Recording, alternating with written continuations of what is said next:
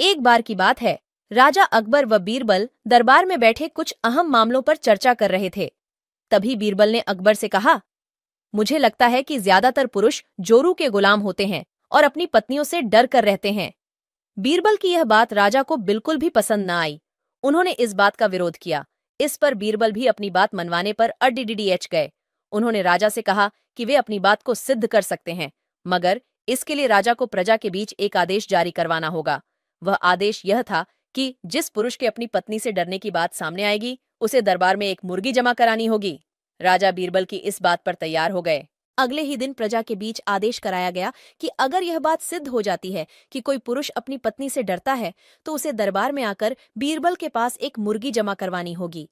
फिर क्या था, देखते ही देखते बीरबल के पास ढेरों मुर्गियां इकट्ठा हो गईं और सैकड़ों मुर्गियां महल के बगीचे में घूमने लगीं।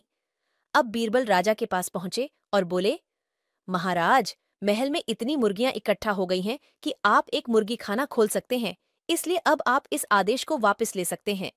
मगर महाराज ने इस बात को गंभीरता से नहीं लिया और महल में मुर्गियों की संख्या धीरे धीरे और भी ज्यादा बढ़ने लगी।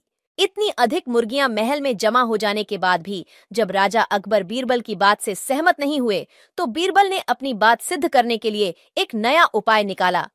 एक दिन बीरबल राजा के पास गए और बोले, महाराज, मैंने सुना है कि पडीडीड हौस के राज्य में एक बहुत की खूबसूरत राजकुमारी रहती है। अगर आप चाहें तो क्या मैं आपका रिश्ता वहां पक्का कराऊं? ये सुनते ही राजा चौंक उठे और बोले, बीरबल, तुम ये कैसी बातें कर रहे हो? महल में पहले से ही 2 महारानियां मौजूद हैं। अगर उन्हें इस बात की भनक भी लगी तो मेरी खैर नहीं होगी। ये सुनकर बीरबल ने तपाक से जवाब दिया, चलिए महाराज, फिर तो आप भी मेरे पास 2 मुर्गियां जमा करा ही दीजिए। राजा बीरबल का ऐसा जवाब सुनकर शर्मा गए और उन्होंने अपना आदेश उसी वक्त वापस ले लिया। कहानी से सीख। अकबर। बीरबल की इस कहानी से हमें यह शिक्षा मिलती है कि बातों की चतुराई से हम किसी भी बात को मनवा सकते हैं। जरूरत है तो बस बीरबल की तरह चतुराई से अपना पक्ष रखने की।